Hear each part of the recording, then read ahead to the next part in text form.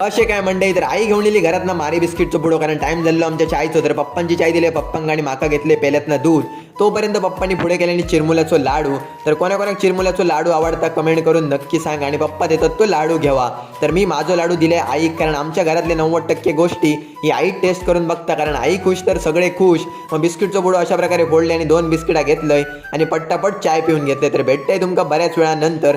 तर आमच्या घराकडे ही कोकणातली स्पेशल फळं आणलेली होती, ती बघूक तर एकच नंबर वाटवती. तर हेंका म्हणतात करमळाची फळा, करमळाची फळा नाही तर म्हणशात कर्माची फळा. तर मंडळी तुमच्याकडे एका काय म्हणतात तर कमेंट करून नक्की सांगा, आणि इंग्लिशमध्ये म्हणतात एका स्टार फ्रूट. तर आमच्याकडे तर खूपच प्रसिद्ध असत. आणि आईंना अशा प्रकारे घरातनं मीठ मसालो घेऊन इल्लेली, तर त्याच्यावरती अशा प्रकारे शिवरून घेतल्यान आणि आता हातान मस्तपैकी त्याका मिक्स करून घेतल्यान.